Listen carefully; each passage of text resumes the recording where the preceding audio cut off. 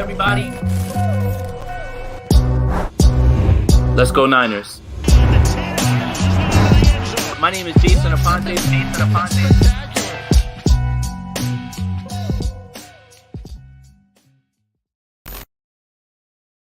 What is up, 49er fans? Jason Aponte back, joined by Jordan Elliott of Niners Nation.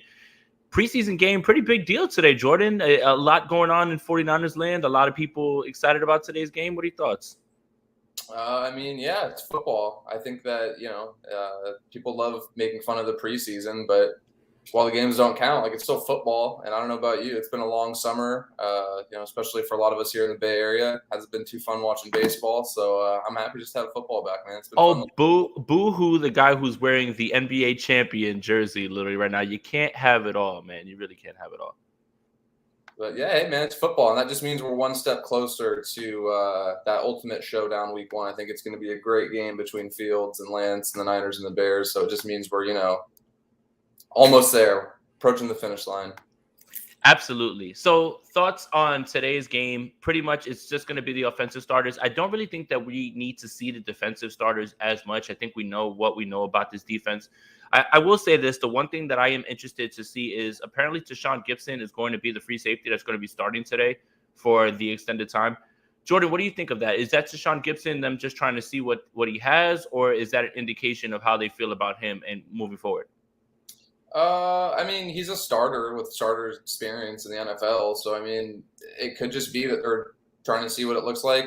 I know a lot of times, too, when they have these signings during camp, part of the agreement of bringing in a proven veteran like Tashawn Gibson is, hey, we'll let you play out the first half of a preseason game. We'll let you play out this so that even if there isn't necessarily a spot for him on the 49ers roster, they're honoring their commitment that they may have made to him to allow him to showcase his ability, because there might be the 49ers are a really hard roster to make. There's a lot of players that you guys will see in the coming weeks that will ultimately not make that 53 that are going to get scooped up right away. They cut down to 80 and they already had guys getting scooped up by other teams. So Tanner Hudson had a 76-yard touchdown today at Giants camp. Just wanted to update you with that. And the last time the Niners cut a tight end that went to New York, he actually ended up doing pretty well. I think it was Caden Smith in 2019, 2020, one of those years, a couple years ago. Yeah. But, so it just goes to show you how deep the team is. But yeah, I don't think that it's necessarily directly this means that he's going to it's going to be really hard, I think, to surpass the players who've had the full offseason with the team. But again, he was a starter in this league and has been for some time. And I think that it's something you can't rule out. And especially we don't know what's going on with Jimmy Ward. They might need a proven safety the first couple weeks of the year to help fill the void. Jordan, how much of this has to do with the fact that Kyle Shanahan is a lover of the revenge game narrative like I am? Tashawn Gibson, going back to Houston, revenge game. Makes the week 1 roster, literally played for the Bears last year. Revenge game, back-to-back revenge game. Do you think that Kyle Shanahan thinks that I do, or is he just doing something much smarter than falling on some narrative? No, I don't think – I really don't think he's that, I don't think he has that. I think it makes for a great storyline, but no, I don't think that he's, Damn it, Jordan! I'm tired of your level-headedness, and we need to take this to past these narratives and everything. All right. So I guess the talk of the town right now is running backs, and you and I are we're in constant communication. You've had some interesting thoughts on a lot of people say, well, they shouldn't be drafting running backs higher. I've seen you kind of push back on that a little bit. Did you want to expound on that, as far as where this running back room is, or how the 49ers roster build with the running backs? Yeah, I think it's just a very generalized, not very. I don't say lazy because I feel like that sounds disrespectful. But I just don't think that it's a take that has much substance. Any good take in any realm of sports is going to have a good sample size. And if you're talking about them drafting, so TDP, it's way too early to have any strong opinions about. He hasn't even played a regular season game yet. So I'm going to not include him in this. But if you think about the backs they've taken high, it was Joe Williams, who the problems weren't the on-field performance. It was an issue with stuff beyond that the 49ers knew going into the draft. And they were still hey, we like this guy's talent so much. Day 2, why not? Let's take a chance. I think it was day 3, actually. He was a 4th-round pick, if I remember correctly. Mm-hmm. So that, he spent a 4th-round pick on a running back. At the end of the day, it's not like you invested a top 10 pick into that guy, And then Trey Sermon, they might have missed on the pick. I don't know. I still think it's too early to feel strongly about that. But again, you're spending the 88th pick on a running back. I personally wouldn't have done it. Like there was a lot of players I really liked that I would have taken there. I would have taken a corner or an edge. But if you look at it, like the one true pick that we can have some kind of strong opinion about that was a high pick investment into a running back is Trey Sermon. And it's like people expect just because you're making a pick in the third round that you have to hit on it. Like the success rate of first rounders is below 50%. And there's a much greater consensus of how good the top 32 players in a given draft are going to be. So obviously the deeper you go into a draft, the harder it's going to be. So I think it's like people make it out to seem like the 49ers have picked like 10 running backs on day 2 and they've missed on all of them. They've missed on one for football reasons, it seems like. And we can't even really say that for sure yet. Like it's been a year, not even a year and a half yet, right? Right. So I just think that what it feels like is it feels like people are making it seem like the 49ers did what Cleveland did when they drafted Trent Richardson like 3rd overall, and he just clearly wasn't a guy that was going to last in the NFL. That is where criticism, I think, is fair. If you take a running back with your first 5 picks, like they better pan out because there's obviously a lot of talent. If you're picking a guy at 88th overall, like it's a dart throw, man. And I think the problem is that the 49ers have been so good with their middle round picks that people just assume that their hit rate is going to be much higher because of that. And I think that's where it's like, it's good because it shows how strong they've been on those days, but it makes people lose sight of how hard it is to hit on draft picks. And the thing that makes it worse is that Bobby Turner and Kyle Shanahan and that staff have been so good, Anthony Lynn this year, so good at developing running backs and putting these guys into good positions to succeed, that it's like, oh, they don't need to take a running back until the undrafted free agents period. They don't have to wait, or they have to wait until 6th, 7th round. Come on, man. Like at a certain point, wouldn't you like to see, like, let's say all these undrafted guys have been this good for this long. Wouldn't you like to see what a Jonathan Taylor or Javonte Williams or Derrick Henry, all guys that were 2nd round picks, could do in an offense like this? So, yeah. Gavin Brown, shout out to the Mod Squad. Thank you for the donation. At Jordan Elliott, what's your duties and responsibilities at Niners Nation? How happy were you for Jason to join Niners Nation? Jason's a Niners Nation rookie. Does he get you coffee? I guess I'm the Daniel Kelly of Niners Nation. Yeah, so I'm a staff writer there, so I write pretty much every day for them. Whatever, I kind of have some creative control there, so it's kind of whatever I'm feeling like writing, whether it's player profile, some breakdown, stuff like that.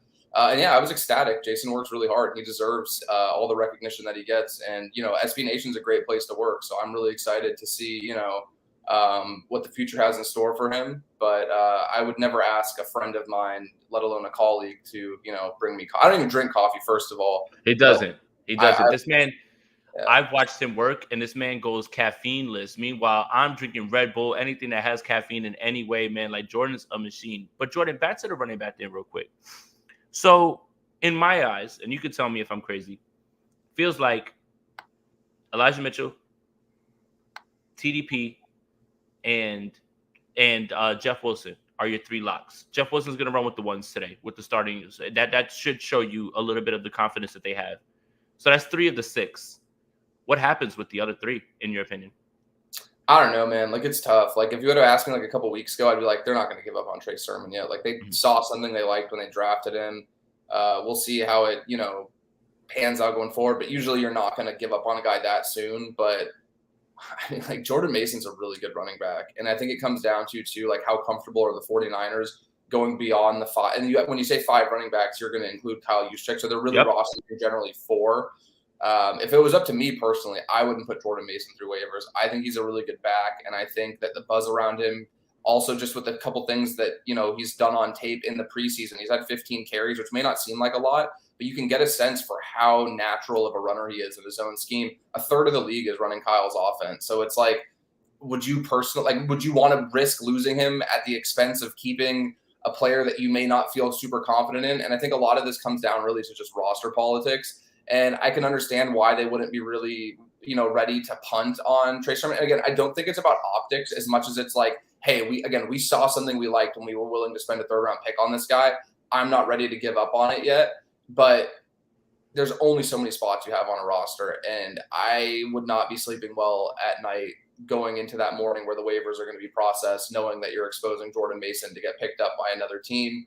I just think that he's a really good player, and I think he has the potential to be the best back that they've gotten out of the last 2 drafts, and that includes Elijah Mitchell, and that's no slight to him. I just think Mason's that good. He's an extremely talented running back, and again, it's all back to like the instincts he has as a runner in this scheme.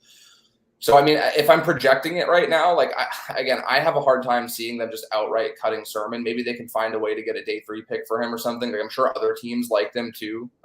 But it's really hard. I don't want to sidestep the question, but I could give a much more confident It's answer true. because No, no. if we get another game where like Mitchell obviously, or it's not Mitchell, sorry, Mason obviously is looking much stronger than Sermon, then it's like, all right, like this isn't just a one-off thing. This is like happening in practice. It's happening in games. Like, it's tough, man.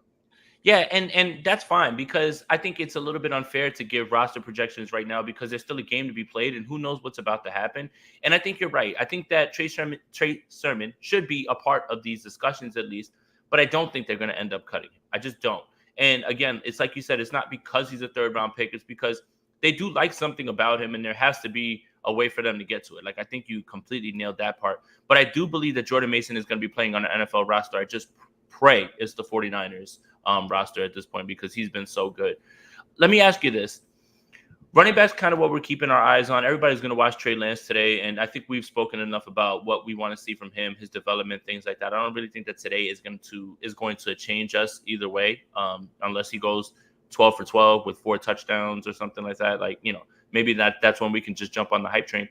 Offensive line, right? I mean, we'll probably see Trent Williams for a little bit tonight. I don't think for all of it. Obviously, we won't see right tackle Mike McGlinchey, Spencer Burford, Jake Brendel, Aaron Banks, maybe Jason Poe. How important is this offensive line and how quickly they need to gel for week 1?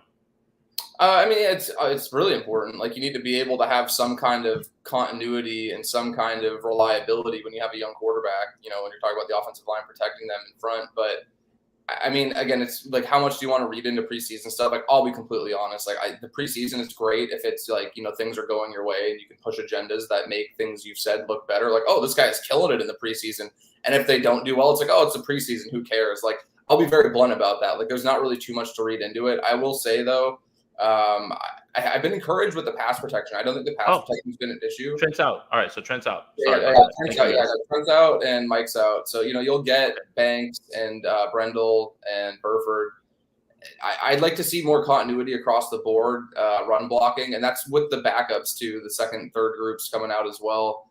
It felt like last week there were a couple plays where one or two guys were really, handling the responsibilities and executing the play the way that it needs to happen. And then there was a couple where there were these outside zone runs where guys weren't getting to their spots, weren't getting to the second level quick enough. And I think that, again, it's the preseason. Like, how much do you really want to nitpick stuff like that? But I'd like to see the first team offense do a little bit better run blocking because that's going to be a huge part of the offense going forward. And I think like Burford's been really good. There's some stuff I've really liked from Brendel and from Banks as well. But you'd like to see it consistently where they're going to start opening up holes. Because, again, back to like what we were talking about with Trey Sermon, there were some plays where, sure, he could have, made a better read when the gap that he was supposed to go to was, filled by a defender or something like that. But I also think that it's not like he had these like wide open lanes to run through. And that's something that the offensive line's been really good at for the last few years. So I would like to see there be a little bit more continuity in the running game. And even if the statistics aren't there, if you're seeing on game film that they're executing a little bit better, I think that's something to be a lot more excited about going forward. Yeah, and that's the thing is there's this huge gap between this game and week 1, 17 days. And there is something about being cold, still wanting to carry some sort of momentum. So that's why obviously the number one goal is for everybody to get out of here healthy, get your reps in, get out and go home. But you do want to see them string some drives together. You do want to see that offense gel a little bit more, especially on that interior. I think we know what Trent is and we know what Mike is when they're ready to play. I don't really think you need to see too much from them.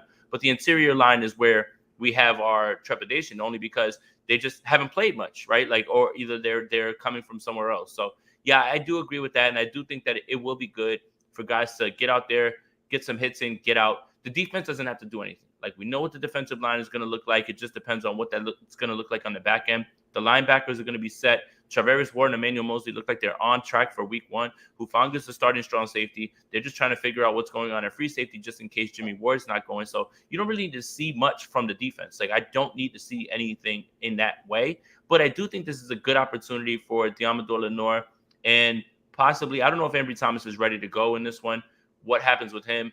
to build some reps and actually be challenged against ones, right? Like, and see where you're at against ones. Like, I think that the Texans are going to be playing their guys a little bit, so you'll get to see them against Brandon Cooks and Nico Collins and those receivers that can stretch the field a little bit. So there's a chance for these guys to build some confidence, even though we know that they'll be playing largely a backup role. So, I mean, as far as the defense, is there anybody that you're looking at that you want to see, or somebody that you're interested in, or a certain position battle that you're interested in? Like, the position battles aren't really. There's not really one that I'm looking at where I feel like it's pretty solidified at this point. Like, Yeah. most of the spots, but there are players I'm interested to see. Like, because I think there are tough decisions where these players might not be pushing for a starting role just yet, but I think that they've made a case for a roster spot. Guys like Quantrez Knight, the rookie undrafted corner out of UCLA, who's had a really, really impressive preseason. I wrote a little bit about him the other day just because I went back and watched the game. I'm like, man, this guy 43, like, he's, not only just making plays, he's consistently in the right spots. He's really disciplined in his run fits. And that's one thing too, like back with Samuel Womack, I know he's got a ton of attention for good reason for the interceptions and his ability in coverage. But if you're going to play in this, nickel defense and teams are going to be coming out in 11 personnel against you, you have to be able to be disciplined in your run fits and be able to hold your own, setting the edge. Otherwise, teams are just going to run at you every single time. And I think that both of those guys for rookies have looked really, really poised. And so that's really encouraging. And then the other guy that I'm really, fascinated kind of by is, McCrary Ball, Marcelino McCrary Ball, the linebacker. Has some background playing safety as well as linebacker. The 49ers love these linebackers that have that kind of hybrid background or have that converted safety in their background. And he's somebody that's looked really good. I think it's going to be really hard to make the final 53 just because I think, Oren Burks, obviously, the top three we don't need to talk about. We already know it's the best linebacker trio in football. Beyond that, Oren Burks brings great special teams value. And I'm obviously a big DFF guy. I think Demetrius Flanagan-Fowles is really good. He has some years in the system. But, man, like, McCrary Ball's been – I've been really impressed by what I've seen. And, again, he's another guy where it's like was undrafted, but does he make it through waivers if you pass him through to the practice squad? And I know a lot of people think, okay, all these teams have to make cuts and try to jam guys through the practice squad. There's a lot of teams in the NFL that don't have anywhere near the roster that the 49ers do.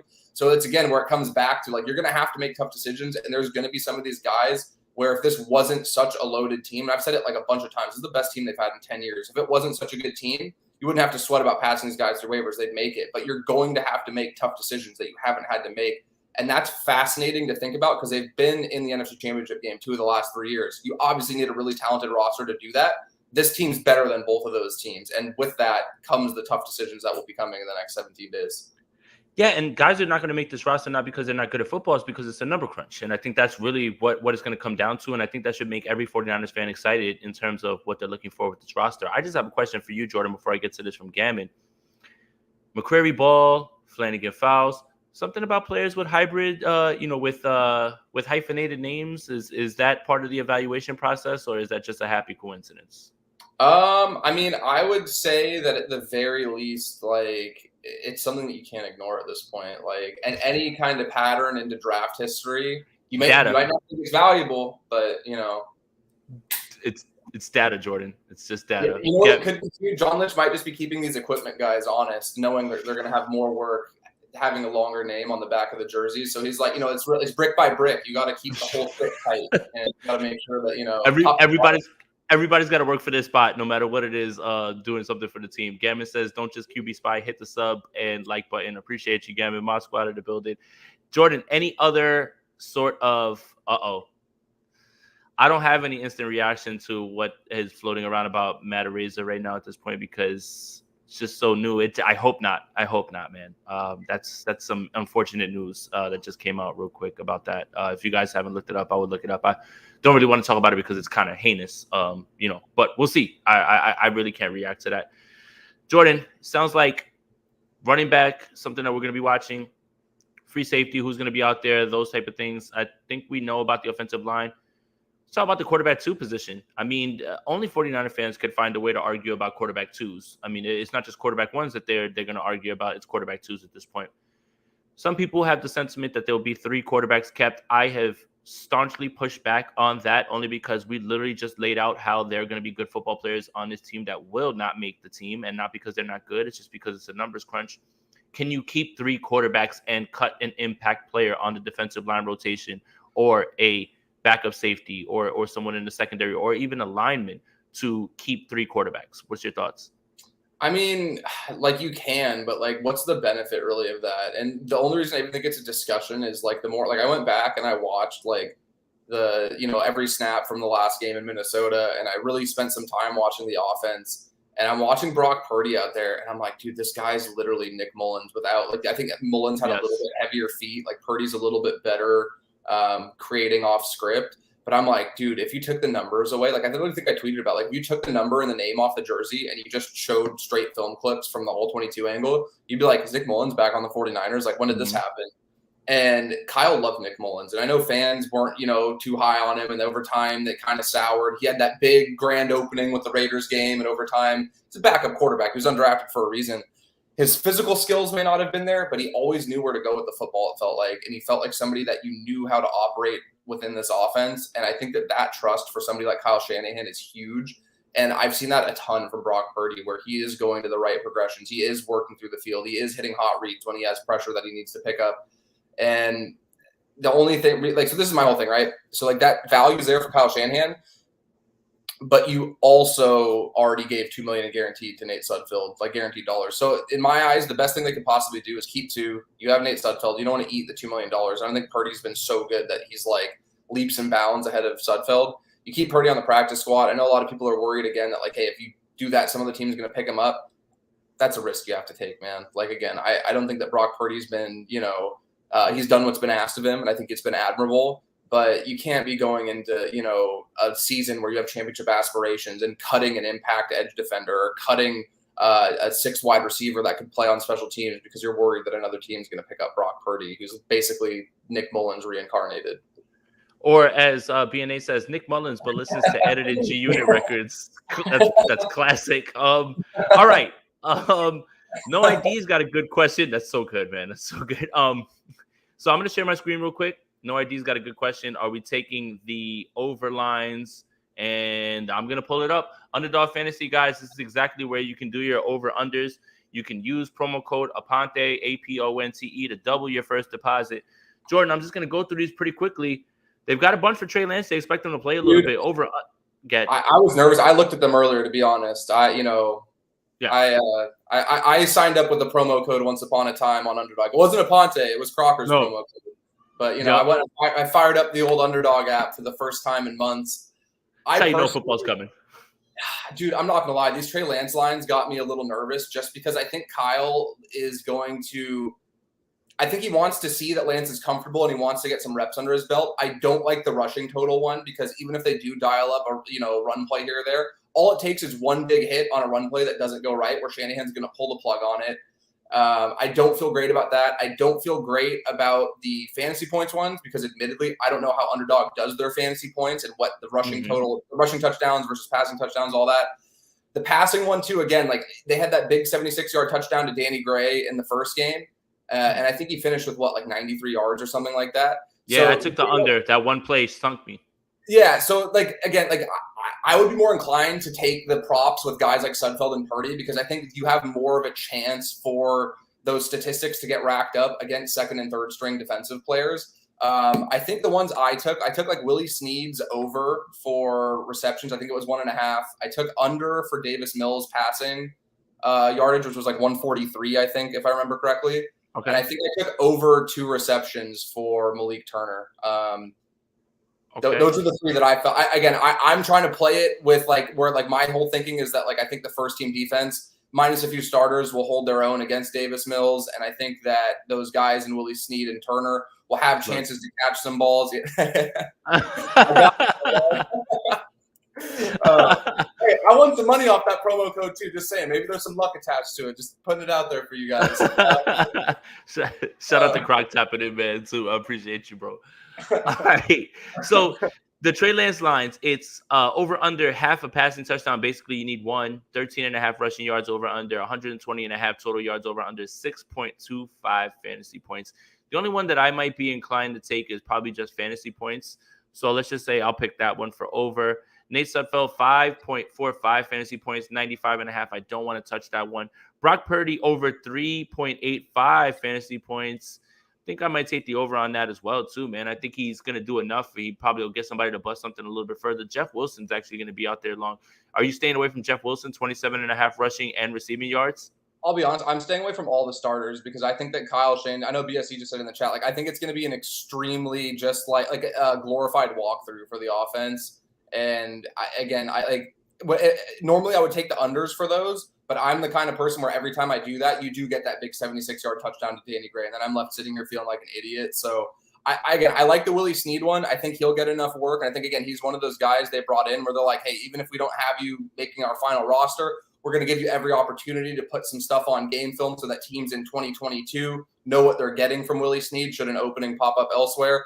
And I like Malik Turner. I think Malik Turner's a guy who's really pushing hard for that 6th wide receiver spot, and I think he'll get some reps. And, Brock Purdy's out there slinging that thing, man. He's out here trying, making plays, running around, doing his best Nick Mullins impersonation. So, I think that the backups is the play here. And again, I'm not the underdog expert. That's Mr. Aponte here, but it's not. No, it's not. And I'm getting close to being like, man, I'm not betting anything. But if you guys are going to, and I'm not, I'm not deterring that in any way. I just don't know. Like, it's so unpredictable with preseason. At least you can set your watch to like snap counts, and I think that's kind of what makes preseason. Hey, man, I have to say this too. I have so much respect for people who are betting spreads and are doing underdog. And anybody can bet regular season games. Anybody can bet the Super Bowl, but this is when the real dogs come out. When and don't let people shame you. And obviously, if you need help, there's ways to if you're betting too much on underdog, I don't want to go over the top here with it, but. Shout out to people that are, that have been waiting since February for this. This is your time. Go out there and make that money and use the Aponte and Crocker promo codes, man. Yeah, it's time to cook, man. Jordan Mason over 3.15 fantasy points. I'm going to take the over. Let's put the Willie Snead 1.5. And let's see. Let's take a Texan. Nico Collins over 3. I'm going to put him under. So hey, man, let's see. You're doubting Rolls Royce? Royce Freeman. So, guys, the more that you bet, the more legs that you add is it multiplies. A $10 entry with these picks will get you to 200. Take a look at Underdog. Use the promo code Aponte. Take a look around. Make yourself some money going forward. And week 1, we're really gonna start taking this seriously, where I can like set my watch to like some snap counts and things like that. So let me stop this screen real quick. All right, Jordan. Let me see. Gammon says, before the start of training camp, I predicted that Donovan West makes the team, but would also usurp Brunskill. It's a nice word for like Game of Thrones too. Like I think we're like getting back to that. Danny Brunskill's injured and still hasn't taken his job. Why? What do you think? I think that it's just a matter of there's a lot of really talented players in front of him. I don't think that like what Donovan West would have had to do is come in and just be so good every single day that you're, surpassing those players. And I think that that's just unrealistic to expect for a guy who was an undrafted rookie coming out. And I think the cool thing about the modern NFL is that you can develop guys on the practice squad in a way that hasn't really been existent in the past. Like you can utilize the practice squad as a way to maybe get a guy like Donovan West where he doesn't make the team his rookie year, but by year 3, he might be the starting center for the team. Like you never know. Like they have that ability. And there's guys, look at Azeez Al-Shaair. Azeez Al-Shaair went from a practice squad guy when he first came up to now, top 3-5 linebacker and football. No, I'm just kidding. But he's really good. But I don't want. Somebody's gonna run with that. They won't get the humor in that, and they'll run with. No, that. they won't. They're just gonna cut that and be like, "This guy said, man." There's somebody he from had games last year where he looked like it. Kevin Givens is another guy. Kevin Givens was an undrafted free agent guy. He spent some time on the practice squad. He's going to be the first up to replace DJ Jones this year. Like the Niners have a really good track record with developing guys within the organization and having them there. Like there's so much value to being in the building and still being a part of the team, even if you're not on the active 53. So if a guy like Donovan West doesn't make the team right away, I don't think that it's like that was a waste. And they gave him like $100,000 in guaranteed money, which is a lot for an undrafted free agent. Well, I thought was going to make it. Yeah, there was something that they really liked. And, I talked to Coach Herm Edwards, which, I'm a Cal guy, and I grew up, I grew up really enjoying watching Herm Edwards coach. And he gave some great insight. And he told me pretty much like he thought San Francisco was the best landing spot for him. He thought that if there was anywhere that he was going to make it, it would be a team like San Francisco with the culture, the offense, the scheme fit, and everything. So I have the utmost respect for Herm Edwards. Again, biased as a Cal guy who really enjoyed watching him coach, but I think he's earned the right to have a very strong opinion about these kind of things. And he obviously coached Donovan for the last couple seasons. but he thought that there was a really good fit there. And again, it doesn't mean that it has to mean he makes the roster right away. This could be a long-term developmental thing where he's the center of the future a couple years down the line. Sounds like John Lynch on Amazon just said that Jimmy Ward's going on IR, meaning that he'll miss the first 4 games of the season. Jordan, instant reaction to that? Less than ideal. I mean, Jimmy Ward's a really good football player, and you obviously want him out there as much as you can. I also think that it's a great chance for, the guys behind him to step up. And I think that maybe you'll see George. This is why you brought in a guy like George Odom, right, to come in and fill that void. I'd imagine he is going to get a good amount of run. Tarvarius Moore obviously has experience in the system. So it's going to be a combination of, I think, those guys. You'll still get the 3 safety sets.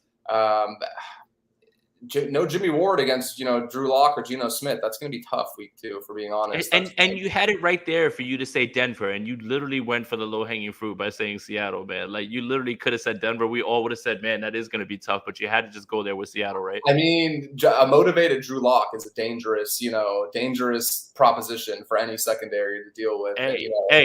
Rumor has it the Splash Cousin guy has been going at Drew Lock the last couple of days on Twitter, so he might have heard the noise. I don't know if there's anybody else who hasn't seen it. Javi has a pretty viral tweet of Pete Carroll slinging that thing, saying it looks like a Cialis commercial. So, hey, right now, be honest. Right now, who are you taking right now? Kyle Shanahan or Pete Carroll under center? You have to man, Coach likes to throw picks, man. The same picks that he gets mad at Jimmy for, he throws, and I'm like, damn it, man! Like, did you see the same thing that Jimmy just said? Like, what the hell? So, yeah, I don't know, man. It's tough, man. It's gonna be tough. So, but yeah, that's not good. I mean, it sucks. How? There's no way to spin this as they'll be fine. But I think that they have the ability to overcome it. Like, the beginning of the schedule is a little bit rough, but we'll see how it goes. I don't think it's so there isn't. They play the Rams week 4 though, right? If I'm not mistaken, I think so. Actually, that's why everybody wants Aaron Donald to. Yeah, I apologize for not having the schedule in front of me, but that's the one that would really concern me, because I think what Jimmy Ward was able to do, matching up with Cooper Kupp in the slot, allowed them to get really creative as a defense, and allowed D'Amico to really show a lot of different looks and not be as predictable. And I think that's the game where you're really going to feel it the most. Yeah, 49ers Broncos in Denver, Sunday Night Football, and then the next week it is the Rams at home. So yeah. Didn't want to end on that, but that is important. And I think that obviously now Tashawn Gibson's probably going to make this roster at this point, right? Like, you have to have him on there again. Veteran presence, used to play for the Bears, used to play for the Texans. So I heard there's a wily veteran out there who might be up for the call. He hasn't played safety in about 22 years, but he used to patrol the secondary at a Southern California high school. His name's Rich J. Madrid. And, man, get him out there, man. He's good. No, they'd call him too, and they'd be like, "Hey, Rich, we want to bring you in for a workout." And he's gonna be like, "Christ, man, who the hell is this? Just hang up, like, just shut up, man. I'm going to sleep."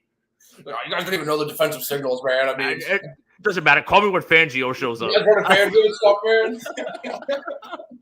All right, 33 minutes in. Appreciate you guys, man. Thank you guys for tapping in. Make sure you like this video, subscribe to the channel, hit that notification bell. Jordan, tell them where they could find you and all your work, man.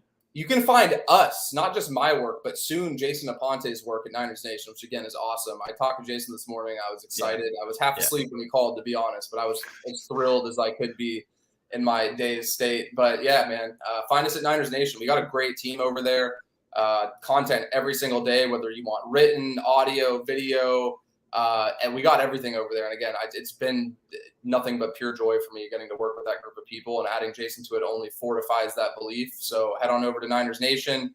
Make sure you're following the social accounts, and stay tapped in. We got 17 days coming up before the regular season, and I think this is the time where the work really gets shown, because it's easy to write about a game right after it happened. But when you have that dead period, that's one thing I take great pride in. I think at Niners Nation, we do a good job of filling that void during those slow periods. So stay tapped in for roster projections, season projections, and we'll go position by position and all that good stuff. And again, really happy that, Jason and I, because we were coworkers before, but now he's doing the written work. It was one that, these podcasters, man, I don't know, they're better than all of us, us written folk with the old written word over here. So, now we're actually coworkers. So I'm very excited about that. Appreciate you, bro. Yeah, and you kind of, we're kind of just breaking something right now, but yeah, that is definitely about to happen as well too. So I'm excited to join over there. So make sure you follow this man on Twitter, follow Niners Nation, follow me at Jason Aponte 2103 on Twitter. Make sure that you like, subscribe, hit the notification bell on this channel. Tap in on with us at Get Playback. It's going to be me, Rich, Vish, and Akash as we see some darts from Trey Lance and react accordingly. So make sure you get over there. Make sure you're all signed up so you can watch with us. Just log in with your TV provider. Also for Underdog, if you want to do over unders pick'ems, make sure you use that promo code Aponte APONTE to double your deposit. For Jordan, for Jason, we out of here. Welcome everybody. Let's go Niners. My name is Jason Aponte.